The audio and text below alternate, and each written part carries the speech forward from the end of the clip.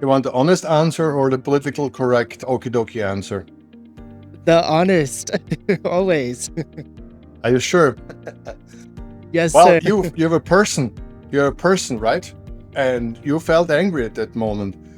We're trying to protect children. That's our number one. That's what the government wants, and that's where we got all rules and regulation, how to treat children, and they're super correct, and I'm 100% behind them because there was way too much violence in the old generation, how they educated kids.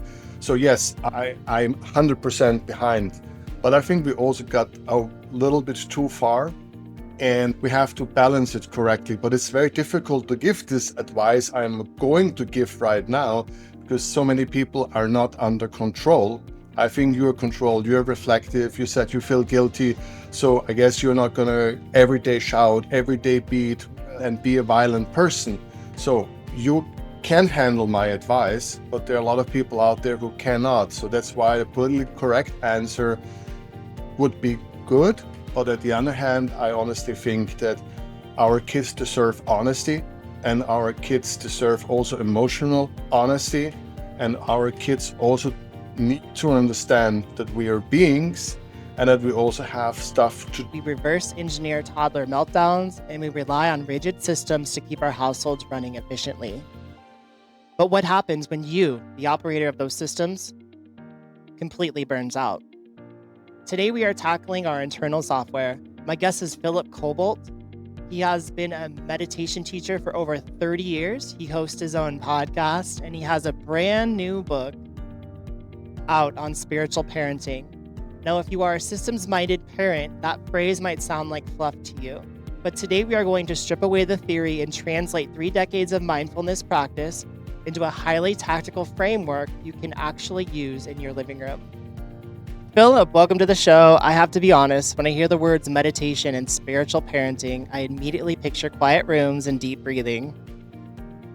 But the reality is, I have 2 kids treating the living room like a professional wrestling ring while I'm trying to get shoes on their feet. So let's go ahead and get started with it. First of all, and I do have a slightly selfish question because this pertains to starting something new, and this is the second week of my podcast, just to be full disclosure with you. And it's new territory for me, and frankly, dealing with the learning curve, the technical glitches, and the inevitable imposter syndrome. It's been a massive test of my own internal systems. So when someone is stepping into something completely new chapter of their life, whether that's starting a new project or having their first kid or navigating a massive life transition, and their old framework no longer applies, what is the spiritual standard operating procedure for navigating that beginner's panic without shutting down? Well, that's simple. I mean, with spirituality, it's always the same answers. That's the good thing. It's 8,000 years and we have not come up with anything new. And that, of course, would be simply curiosity. That's what, been carrying us all along. And if you come from a place of excitement, and it's great to be excited, but if curiosity is what is driving you, it should fall in naturally in place. If you want to make a career, become $1 million, have followers, there's like a lot of pressure. But if you start for being curious, want to discover, want to see what's going on, and that's what the growth happens. So from a spiritual answer, most likely it would be to just nurture your curiosity and have fun. Yeah, no, absolutely. I think I love that, taking the pressure off of yourself and just having fun with it, going with the flow. For me, it's more about building a network, trying to find like-minded dads and moms. And it sounds like you are a parent, right? From the background bio I was gathering. Okay. Yeah, you're a dad. I say go with the flow. Sorry, I have to be careful. The wording, curiosity, that's a state of mind. We're open when something new and exciting happens, when we giving ourselves the chance to open up and try out of our comfort zone. I wouldn't call it go with the flow. It's just a state of mind where we're just more open than we've been before in our regular life.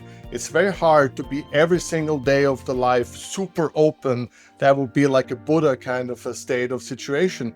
But then there comes those great moments, like a new project is going up.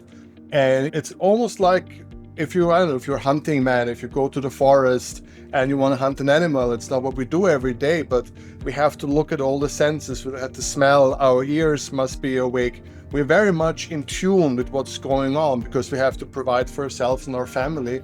And that's this kind of openness that I was referring to just be really precise. And yes, I'm a father, a former 12-year-old, and I think I know the drill that the meditation and 12-year-olds hardly ever go together. Yeah, like staying still, being calm, relaxing is not something my kids do well. My daughter often will phrase or say, I don't know how to sleep. When you're like, you do it every night. You know how to relax. You know how to sleep. You just don't, feels like they just don't want to. I appreciate you correcting me though. I feel like the openness was more of your response rather than going with the flow on that first question. And yeah, that's it for me. I just looking at it as like a journey. It's a fun challenge. It's something that, I just doing. And so I'm glad I did it. Took a life event and nearing 40 to really like get out there and take the plunge. But I'm glad I did it. I don't want to have regrets when I get to the end of the line here. The exciting part of doing something new is that it's just unpredictable. We don't know. Is it going to go well? Is it going to go horrible? What's going to happen? And it's the stuff you should embrace right now, because that's a super beautiful moment. Because once that has passed, you're going to go with algorithms and CEO and agencies and all the stuff is going to come your way. It's just hang on 2-3 months and it's going to be there and all the fun's gone. So you now have the most beautiful moments of podcasting, and everything that's waiting for you is going to get a lot more serious, tamering the questions, all that stuff. And it's going to happen. It's natural how it evolves. But right now, you're having fun. And it's the same what they say with the first kid and the second kid. The people who have the first kid, they're all nervous and everything. It's pressures and everybody's freaking out. And with the second kid, you maybe can enjoy from time to time. That's the same thing. Absolutely. That's a great way to put it. All right, Philipp, you've been sitting in meditation for 30 years now. You've mastered internal silence. How does a parent take the profound peace you find on a meditation cushion and actually apply it when a toddler is throwing a bowl of pasta in the kitchen? Well, that make me very happy because I'm a passionate cook and my kitchen is game and make me very happy. The more pasta is flowing, the happier I am. Yeah, we got crazy pictures of me and my daughter making cooking experiment, and there's more than welcome. I love when it's hands-on, and I'd be very proud. And a part of what my book is talking is exactly the giving kids the chance to do all of these things. And it's a good thing. But yeah, 30 years of meditation, and it's good. It helps you, say, master illnesses. But that's not what you really need in this moment when you're a parent, because you have a job to do, keeping your kids safe, giving in the stuff they need, and it's a serious job and it's an important job. What I hope meditation can bring me is just to be fully focused at the moment, to be aware, trying to be present at the moment, but you don't need to be a meditation master to do. If that's your mission now, if that is your job now, if that's what you want to do to the fullest of the experience, then that's what you will do, and then you will get the feedback. This is about state of mind that I very much believe there's a time for everything in life. And when we're in college, it's partying or whatever. And when we are fathers, And then when we are pensionists, we're pensionists. I very much believe that there's a time for everything in life. And I always want to do what is my role right now to the fullest and try to enjoy it as much as I can. So I don't know if that's an answer, but that's what I have. Amen. Yeah, no, I love that. That's awesome. And my next question is, in any business, if the co-founders aren't aligned, the system fails. In the home, you often have one parent trying to implement these mindful practices while the other parent pushes in survival mode, which is usually me, honestly, with the dynamic between me and my wife. I'm usually the panicked, exhausted, in survival mode. So how do you prevent resentment between partners? And how do you get buy-in from a spouse who thinks maybe the mindfulness stuff isn't their stuff? Okay. Just have to be clever like me, because I'm Austrian, my wife is from Serbia, so I don't speak Serbian, she don't speak German, and our English is so we can't really talk. That's it. Oh my goodness. How did you all meet? My recommendation. So you're from different countries, or did you meet Absolutely. Different countries and different cultures. And so we had to, right from the start, we knew that it's going to be a hell of a ride because her family has expectations how things should be done, and that's all right. And my family and my background has expectations how things should be done. And I do have expectations, and my wife has expectations. So it was clear from the start that this can only work with a tremendous amount of respect, trying to ignore each other as much as we can. It's a combination of both. Yeah, no, I get it. How long have you all It been married, works. if you don't mind me asking? Oh, I think it's 15 years or something, right? Wow, congratulations. That's amazing. Yeah, personally, I've known my wife Old for dude. almost 20 years. So it's, yeah, Oh, no, wow. I can relate. We were young kids at the time, but See, yeah, it's To be was more fast. serious with your question, to be more serious with your question, think that, again, if it stays civilized, those conflicts are good because we have expectations and we're coming with our own story and our own values. And if we can express them and if we can form compromise, I think this is a good thing because that's how we also reflect we can learn a lot about ourselves when we have those needs or those wishes and we want to project them on the kids. This is happening a lot. And then it's great when your partner comes in and said, where is this coming from? And this is necessary. So by the end of the day, it's a real huge mirror because you know that the children copying us like crazy. That's what they do all the time. And that's why it's so vitally important that we are in this reflective mode. And I think it's really important as a young parent to look as often as one finds the time in the mirror and says, what the hell am I doing here right now? And just where is this coming from? These needs, these urges. And if one has a good partner, if one is respectful, tries to keep the communication happen and talk things through, then I hope that the worst can be avoided. Yeah, no, that's beautiful. I love how you put that. Yeah, next question here. So, and I did this last night with my daughter. I'm not proud of it, but so like when a parent loses their temper and yells, the immediate default is an intense spiral of guilt. I was, full disclosure, editing the last podcast episode.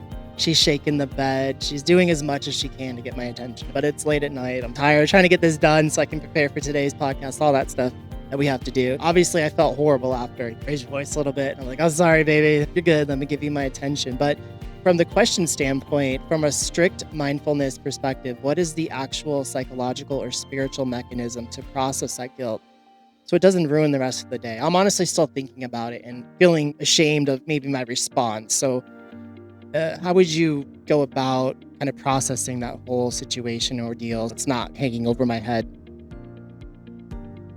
You want the honest answer or the political correct okie dokie answer? The honest, always. Are you sure? Yes, Well, sir. you're a person. You're a person, right? And you felt angry at that moment. We're trying to protect children. That's our number one. That's what the government wants, and that's where we got all rules and regulation, how to treat children, and they're super correct, and I'm 100% behind them because there was way too much violence in the old generation, how they educated kids. So yes, I'm 100% behind. But I think we also got a little bit too far and we have to balance it correctly. But it's very difficult to give this advice I'm going to give right now because so many people are not under control. I think you're controlled, you're reflective, you said you feel guilty. So I guess you're not gonna every day shout, every day beat and be a violent person. So you can handle my advice, but there are a lot of people out there who cannot. So that's why the politically correct answer would be good. But at the other hand, I honestly think that our kids deserve honesty and our kids deserve also emotional honesty. And our kids also need to understand that we are beings and that we also have stuff to do. And this needs to be balanced well, of course. But honesty is crucial. And I think, first of all, if you react emotional or shout a little bit or this or that, it's okay to apologize and say this was not a good behavior, but you need to also stand your ground and said, I was here focused, I was concentrated, I needed half an hour to do my thing. And you also need to learn to respect when I have a job to do. I need to have also my time to be focused on doing this. I'm sorry I yelled, but the reason I yelled is because I was focused, you interrupted me, and you gotta stand your ground. Yeah, no, amen. That's a great answer because it does want to eat me up inside. Honestly, I feel like, oh man, I shouldn't have raised my voice and got. But it's also at the same point, yeah, there are boundaries. I feel like we have to establish as the parents, like the wind down time at night. That's my wife and I's time to watch TV or get work done, or you know what I mean, get stuff off our plate for the next day. And so that's very important to keep that sacred and have my daughter actually sleep at night and not be interfering with that because it's hard to make progress, especially with the new podcast and all this stuff going on in my life. Yeah. It happens, but you can't make plans like this. There's one thing is about emotional honesty, and one thing is wishing to have a downtime, but we didn't have a downtime for a really long time because our daughter was super active and she didn't want to sleep. So what can you do? This is not how it works. That's a different thing. One thing is being honest, also emotional, and communicate to the kid that one is now focused on doing a job. And there are also safety reasons concerned. When you're in the kitchen working with a knife, the kid must respect that it needs now to give you the minute to work here and do the thing. It's a complicated stuff, but making your schedule and hoping that the kid will fall in place, that's something else. And I think one can hope for it, one can try, but one should be prepared to fail. Yes. I appreciate you correcting me there because I think that, yeah, that's the distinct hope is that there will be a schedule and the kids will comply to that. And that doesn't work. My kids are 4 and 1. So it's. Wow, no way. It's, I'm way off of that hope. Yeah, sometimes, and that's why I started this podcast was like, I'm trying to grab tips from experts and I'm trying to bring it into my own life here. So I appreciate you and bringing over your expertise and letting me know the difference between these misconceptions I have. A lot of people come home and they are stressed in the job, and I think it would be great if we can come back with a smile and are now full daddy at the press of a button, and we're here and we're doing, and then all of it would be amazing. I'm more worried because I'm a spiritual guy. I wrote a book, Spiritual Parenting.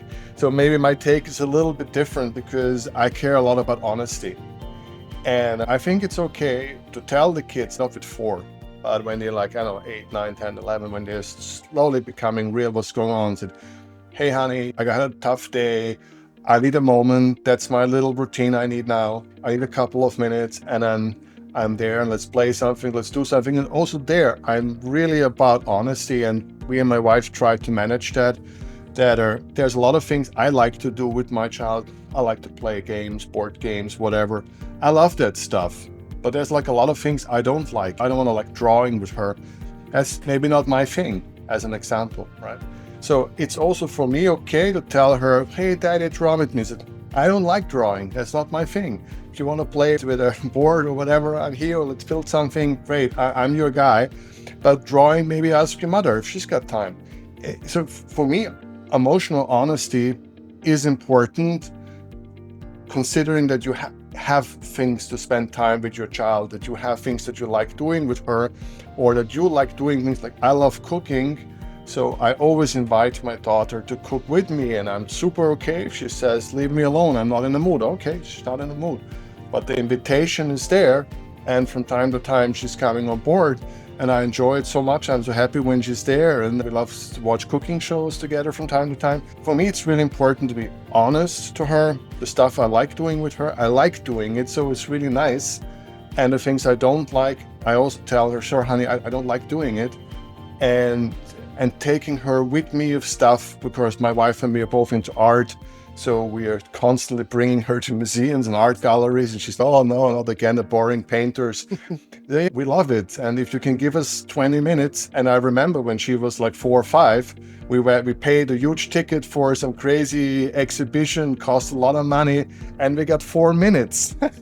Because that's the time we got. But my wife and I said, no, if we pay the money, we love to see art. And if it's 4 minutes, we're doing it 4 minutes. And it was anyway so funny because it was Andy Warhol and that crazy museum decided to put $1 million pieces on the floor because it was some very progressive exhibition. So going with a 5-year-old in a museum when there's any wall pieces on the floor.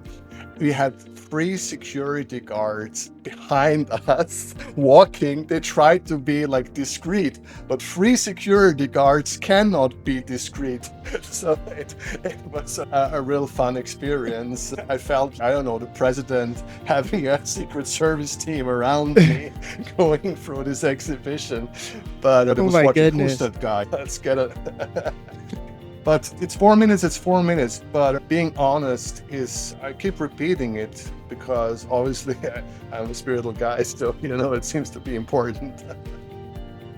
Yeah, I love that. And that's a hilarious visual of just, because as a parent, I'd be like, my daughter walks around class and I'm like, oh gosh, you're going to break this. And especially when you go over to someone's house and like, oh, you can't break anything. I'm like, do you know my kid? So in that situation with $1 million paintings on the floor, I would probably request more security people to assist us because, I think that would be a bad thing. But yeah, I love your response about honesty and emotional honesty. And it sounds just opening, at least this is my take, opening up and being honest with your kids. It really does a lot in terms of just showing them that we are humans. We do, like you said, we have our own distinct interests and dislikes and all that makes us human and individuals. And opening up and being honest with them is just a huge step and something that we all can do with our kids. Philip, the next one is this. That's Sorry, just age appropriate. that's Yes, super important absolutely. if people are watching. Age appropriate. Sorry. Yes. I might not be there yet. No, you're totally. All right, Philip, the subtitle of your new book, Spiritual Parenting, specifically calls out raising children to stay real in the artificial age. My audience is highly systems driven, which means our kids are growing up surrounded by screens, algorithms, and highly curated digital environments. The question, how do we stay real? You know what I mean? What is the specific framework from the book to help a child maintain their authentic spiritual self when they are constantly plugged into an artificial system? I don't have all the answers in the world. I can only give you my answer. Is it right or wrong? You work on it. But for me, the solution simply is, it's like a counterweight. That's a very simple answer I can give you. I teach about balance. So much of my work and my one-to-one work is about helping people find balance and help people dealing with life energy and how to keep this flowing in the right way. So my answer is balance it out. And if your kid is having screen time, having all of it, then you need to make sure that they're spending time in the forest, or that if you have the possibility, go to local farm and there buy some food and show the kids how it's made. Make sure that you have friends over from time to time and cook a dinner or make a barbecue.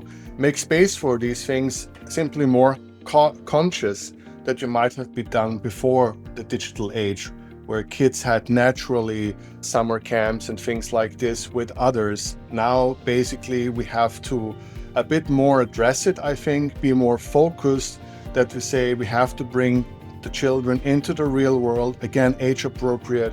Is it volunteering? Is it camping? Whatever it is, it depends where you live and what possibilities you have. But I would wish or recommend that you very clearly sit down with yourself and say, where is here the balance? What can we do to make sure that our children know how to sew a button on the trousers, or that they, some basic things, some real world stuff, that this is not completely missed. It doesn't sound like a super cool tip, but by the end of the day, that's the best I've got. Yeah, no, I appreciate the realness and the authenticity there. I love it. I love how you don't give me the political answers. You just go with the flow, go with your gut. You know what I mean? The gut instinct. And I appreciate that response. I think a lot of the parenting frustration I have comes from my own ego. When my kid has a meltdown in the store, or my 2-year-old or almost 2-year-old smacks me in the face or steals my hat and runs off. And that's just like the embarrassing moment, especially when family's over or something like that, or it happens in front of a crowd. So how does a spiritual practice help a parent detach their own ego from the toddler's chaotic behavior? Or even, doesn't have to be a toddler in particular. You're doing it already. You're there because you're thinking and you're reflecting. There's not more you can do. That's your job and you're doing it. You're checking yourself and you're talking with me, and maybe you're talking with your friends, and you're expressing your emotions to your wife or to the world in the podcast. So you're aware of these emotions, you're aware of this, and you also most probably understand that you're leaving imprints, because these kind of problems leave imprints within the kid's soul. If you're a very messy, hectic person, you'll be surprised that your kid's room most probably is chaos, and that's okay. It's just simply how this works, and there's nothing you can do about it. And then going into your kid's room and saying, no, clean it up. But then kids looks at you and say, you're a mess, daddy. So what you need to is first to look in the mirror and say, yeah, I'm a mess. My life is over and over, but I don't want to pass this on to my kid. But also I need to be honest about things. I need to make some changes and some adjustment.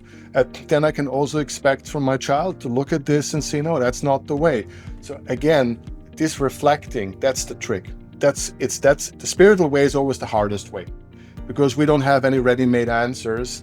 It's always, the spiritual is always the most problematic solution, because it requires you to look into the mirror, look at yourself, reflect on your behavior, try where it comes from, why is it there, what is the core of these needs that I have, and how can I a little bit release them. Nobody has to be perfect, but just a little bit release them, reflect on them, and try not to push too much of it to my child as possible. But then again, you're a person, and your failures has created you as your talents, both. You're not a god, you're a human being, and you're wrong and you're right, and the sum of these made you, and it's your kid. And there is basically, one should be really more calm and relaxed, and that would help a lot, I say. Yeah, I love that. And the example too of my kid's room is a mess, and they look at my room and they see it's a mess too. And so I don't really have a right to get upset, because that's the example I've set is I don't put laundry away, because honestly, that's one of the last chores I run out of time for every week. It's like doing the kids' laundry, putting it away, all that stuff. We do all the other stuff, the trash, the cutting the grass, taking care of the pool, all the other chores and all that. But laundry is like the last thing that for some reason I hate and I just can't stand. And yeah, I can't get mad if my daughter doesn't put her clothes away, because she looks at my room and sees 3 baskets of laundry just sitting around, and well, no wonder she's the way she is. And that's okay. Like you said, life is messy and it's not a huge priority right now. So I'm really not trying to let it eat me up like I would in the past too. Did you want to do a quick rapid fire? I usually try to end like with 5-minute quick kind of questions. Do you have time for that? Sure, go ahead. Let me see if I know how to do it. Yeah, just whatever kind of runs to your mind. I just have to make a spiritual joke. After 30 years of meditation, I hope actually nothing is in my mind. You try to blank, you try to be empty. That's right. No, that's funny. All right, so what is the biggest myth modern parents believe about meditation? What is this relaxing? It's just relaxing. It's more than that, right? Yeah. Yeah. It's supposed to be a state of awareness. People maybe feel that they are relaxed once they reach a certain amount of realness and awareness. It takes a load of them, but that's not the purpose. Relaxing is maybe a side effect, maybe, question mark, but actually it's a conscious exercise of clearing yourself, being aware, being present, and being part of this moment right now. That's what we want to achieve. It's nobody ever tried to relax. It's a side effect. It's like when you train the weights because you want to weight something and you want to be strong, most probably going to lose some weight in the process, but actually all I care is to be able to get a lot of weight up. So there are side effects, and maybe relaxation or better sleeping or heart thingies, that's all a side effect of meditation. But basically, as a meditation teacher, I couldn't care less if you're relaxed or not. I care if you are present. Yeah, wow, I love that distinction you made, because I think that honestly, I'm a little naive to the subject. And so you're really educating me on this, and I think I'm learning a lot on this episode here. What's the absolute worst piece of parenting advice you consistently hear? And sorry if you want to backtrack on what I just said, go for it. Let's go ahead, it's your show. Worst parenting advice? Anything connected with being perfect, being a role model, being better than who you are, any of this. It's too much. And you're setting yourself up for failure, emotional failure, heart failure, whatever failure. Just be who you are and maybe a bit better. And that'd be my worst parenting advice if people try to overreach. Love that. All right, give me a 60-second circuit breaker a parent can use the exact moment they feel themselves about to explode. What they should do in that moment, always Yes. what to do to stop exploding. Oh, that's easy. We have millions of exercises. Their meditation comes in handy. Just when you a little bit press your fist, or when you put your toes together on the feet, just whenever you go back into your body, it's a circuit breaker, number one. It's the easiest thing you can do, and it always works. Or in the worst case, you can pinch yourself a little bit. Nobody will notice, nobody will see. Or you press your fingers really hard, all of that stuff. And if you can manage, after you've done the impulse, a bit of one deep breathing, you go back, your emotions are under control, and you can look at the situation. And you should anyway never be embarrassed of your child if it makes a tantrum in the supermarket. Who gives a damn? Nobody's life is so busy that they cannot wait 2-3 minutes for a small child expressing anger because they didn't get a candy. Crying out loud, I want to jump on the floor if I don't get my candy because I'm a bloody diet. But yeah, I understand the kid. I'm 100% on its side. You should get a candy. It's bad for your sugar, but go ahead. So come on, why is anybody so important? Days important, time important. What on earth? Close your eye. I don't know, go shopping somewhere else. Just leave me alone. Let the kid be. I love that. Yeah, but I can relate to the diet thing too. Where it's like I'd kill for candy at this point, but it's a certain age. I'm like, doesn't matter what I eat. I can't eat anything good at this point. But yeah, no, totally get it. And I love that mindset of not caring what other people think. You know what I mean? That's one of the things I got caught up with a lot in my 30s was like, I'd be too worried what other people thought about me. And now I feel like as I grow, as I get older, it's like you said, who gives a damn? I'm never going to probably see these people again in my life. Doesn't matter. The focus is on your And the family, question is, your why does the kids, kid... I'm European, and I'm all about behavior and well-behaved and all of these things. But that's something that needs time, that needs development, and it needs to be grounded. And that moment in the supermarket where kids freak out, you have to be on the side of your kid. Your kid must know that you have her back at all times. In this moment, the kid is the only thing that matters and not anybody else around. After she comes down at home, you have to explain her, this is a public space, and this is, we don't eat in shops, and we don't do that. And this is how we are respectful to others. You don't want somebody shouting in your ear. You don't shout in other people. But that happens a lot later. That happens at home. And this needs to be constantly done. At that moment, at the time, kid is angry because it didn't get what it wants. And I'm 100% on her side because I also always want the things I want. And we have to understand it's just unfiltered emotions. But over time, when they grow, they have to learn to control it. They have to learn to bring it in the correct form. But this needs time and it needs the space. But at that moment in the supermarket, you gotta have her or his back, and you gotta give him the moment to express it, and the world will keep turning no matter what. Yeah, no, love that. And feels like there's a time and place for everything. Like you said, in the supermarket, have their back, but at home, you can have that talk with them and let them know the expectation going forward in that supermarket. All right, so what is the single most damaging piece of technology for a child's spiritual development right now? Simply loneliness. It's the same for us grown-ups, and it's not and whatever caters this loneliness, as you said, smartphone, whatever disconnects you from going out there and having friends and being in the backyard and playing with the ball and helping mom and dad in the kitchen or whatnot, or making some music or dancing. Being alone, that's really dangerous because that's not how we are built. We humans are social beings, and we have to learn as much as possible. We have to listen to no. We have to argue that our friend says, oh, no, you're stupid. No, you're stupid. That's important. And we cannot think that our ideas are the best ideas in the world. We have to be part of a group where we say, no, let's play soccer. And everybody says, no, we want to play basketball. and you have to say, I want to play soccer. And all of this is super, super important. We need to learn with that stuff as young as technically possible.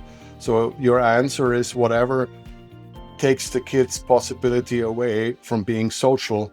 That would be, to me, the most dangerous equipment at that time. Yeah, no, I love that. And I feel that isolation too. I work remotely. My wife works remotely. I don't interact with anybody at the office for the last 8 years. We're in a new place, new city. And so really, and I just lost my dog recently. So it's like the only interaction I have is with my family, my two kids and my wife. So I get that. I don't have any friends either. So I think this is also what's thrust me into the podcast space is you get to meet interesting people. I get to meet somebody across the country that I would have never met right before I've done this. So I think that's maybe the whole premise of why I'm doing this. But I feel like that's important too, because I know that when my kids are using technology, especially my 4-year-old, she's very in this daze and she's not interacting with anybody and she's not playing like she would typically.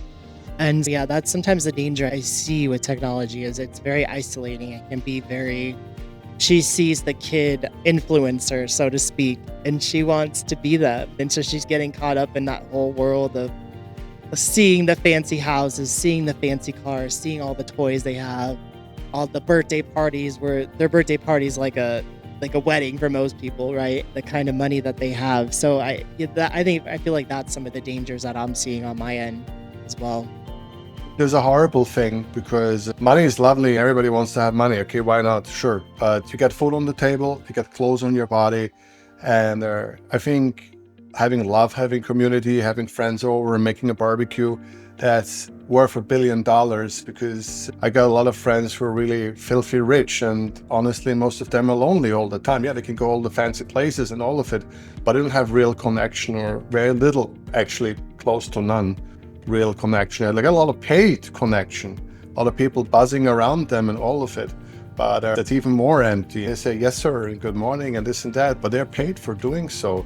If you stop paying them, they're gone in the second, and that's something else. So we're quite obsessed right now with these idols who have a lot of money, and I'm sure it's nice, and I live very comfortable, so no question, but I try to value and develop my friendships and the people around me, and I try to host regularly. For me, telling it, I think it's very important that we haven't forgotten to host and to have people over and to take the effort. And if you look at any school group, you see always 2 or 3 parents, no matter if they're moms or dads, who are the ones organizing the parties and organizing the trips and doing the things and taking the effort and bringing people while everybody else is maybe in for the ride or not. And it's just sad that we live in a time where these community activities, this getting together, this sharing stuff is simply, it's a little bit dying out.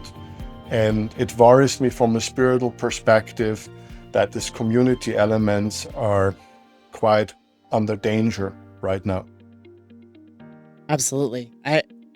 Yeah, and I experience that too myself. I feel I don't know my neighbors. I don't have barbecues. I don't do the things you had just described. And so I very much would like that in my life. And I just envy that lifestyle that you have where you're comfortable and you have friends and you have that community. And no, that when you don't have that, it just feels maybe that's why I do feel very isolated. And so I appreciate you putting that into perspective.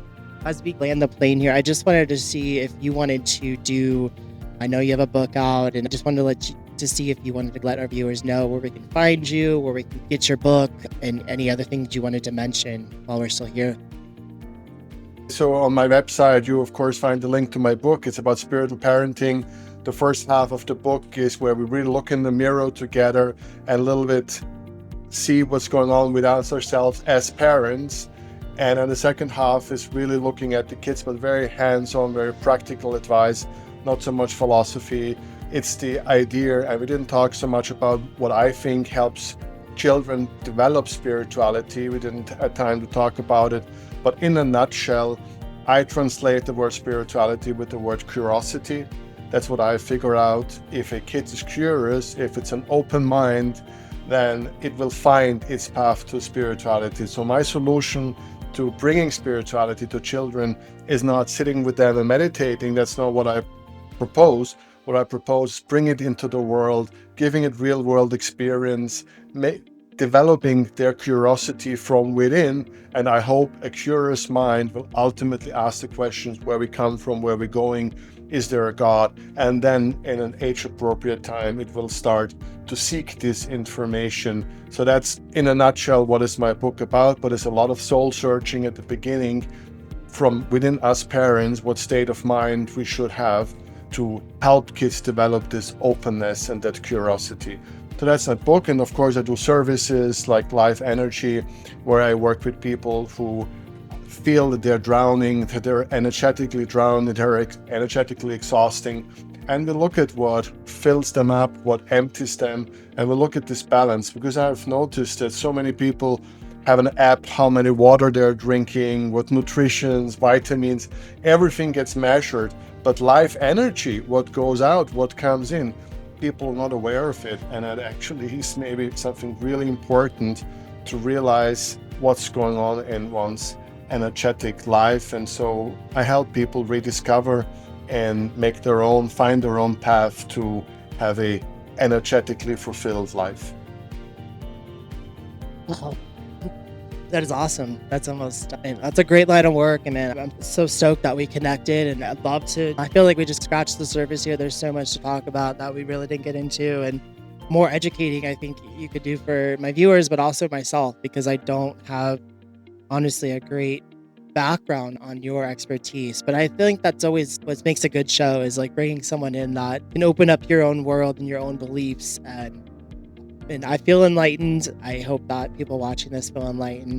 Like I said, I hope we connect later down the road. And I'd love to learn a little bit more about your book creating process and kind of what went all into it and all that too, because I think that's super interesting. That's something that I've always wanted to do myself, and I've never got the push to get it over the edge and get that book out in the wild. But that's got to be super exciting time for you to have the new book and to have all those exciting projects going. I checked out the YouTube. You got lots and lots, hundreds of videos there, and some great conversations. So I'm a new subscriber. I'll be following along there too as well, and just trying to see where you go on your journey. I started a year ago, by the way, a year and 2 months. So okay, that's it. I recorded the episodes in a year and 2 months. Wow, that is a crazy. Without the live awesome. streaming. Without the live streaming. Yeah. That's awesome, man. That's great. That sets the bar really high, but I love it. And I've seen all the statistics about 90% of podcasters quit before episode 10. And yeah, I could feel that. So like your perseverance and your ability to push through that and keep going and produce excellent content. And that's awesome. That's an inspiration to especially a new podcast. Anyone doing something new, right? It's like you always suck at the beginning. It doesn't matter what it is. And you just have to push through that feeling of, oh, this isn't great. And to get to that consistency space where you feel like, oh, I can do this in my sleep. You know what I mean? It's almost like, I'm a runner too, just to kind of give you an aside. And so when I first started running, I couldn't run a mile, and then after a while, it got to the point where I could do 10 miles without stopping. But it didn't work. It didn't come overnight. It came over months and months of consistent training and belief in myself. And so it feels like there's a correlation there that I can see between anything that you do in the beginning versus how you become like a veteran in it and it becomes second nature. So anyways, just wanted to let you know you're an inspiration to me and everyone else out there that in the podcast land that's starting up to try to keep going with it. And hopefully we'll be where you're at 14 months later down the road. Sure. Or 14 months, right? You started at the beginning of 2025? Okay. I'm sure you will, and I don't feel that poppy these days because I had a really great start and the numbers were like 4,000 and it was really good. And now YouTube since January really hates me, and I have now maybe 20, 30, 50 views. So from 4,000 to back to 20 views, I'm like, YouTube really don't like me right now. But obviously that's how the game is played. So I don't feel so poppy right now. I wish I would be there where I was back in last October. I had really strong numbers and things are really rock and roll. And I thought I'm the king of the world. And now I feel like I'm the loser of the year. So I guess it's part of it's part of podcasting that you're up, you're down, and until you really break through the ceiling, you're just having this situation. And I know it's happened to a lot of people, and you might never break through the ceiling, but with spirituality, it's anyway one soul at a time. And if you can afford to do it for fun, and if you're financially comfortable and you can just enjoy having these exactly do the same thing like you. I started this because I like to have these conversations. I have a lot of interesting people in my life, but I've met 120 interesting people in a year. You can't beat that. It's so inspirational. I actually starting to have the problem because I have so many great conversations that I need time to process, because some of these people, I have some real famous people on my podcast as well. I don't know how, but I'm lucky sometimes. And in the spiritual world famous. And they are so inspiring, and they're saying such crazy things, and you need time to process, you need time to think about it and learn from these people. And that's the great stuff, because in spirituality, I can learn as much from you as you can learn from me, because you can sit here with the Dalai Lama and he can learn a ton from you, and you can learn a ton from him. With spirituality, it's about being honest and being authentic, and we all can manage this. We can spend 30 years like me sitting and meditating and having groups and centers and whatnot.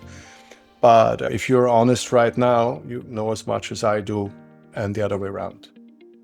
Yeah, I appreciate that. And I love that. And let's do this again.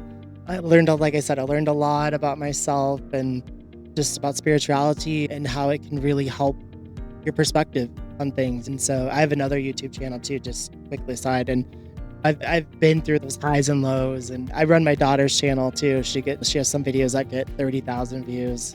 Oh yeah, you feel you broke through. And then there's some views out at like 30, and you're like, what is going on here? So I totally get those highs and lows, but I think that it's just pushing through and remembering why you started doing it. Started doing it because you love the community, you love the networking, you love meeting interesting people, you love learning from them. And I think that I'm on the same wavelength as you, where this is my fourth one, but like everyone is so different, and everyone has so much wealth of knowledge to bring back to me and to hopefully make me a better person, better father, better podcaster. So I just appreciate your time. Thank you so much, and I'm looking forward to seeing myself on your channel. Thank you. Yeah, no, thanks, buddy. I appreciate you, and we'll talk soon, okay? You take care. Thanks again for your time. Thank you. All right.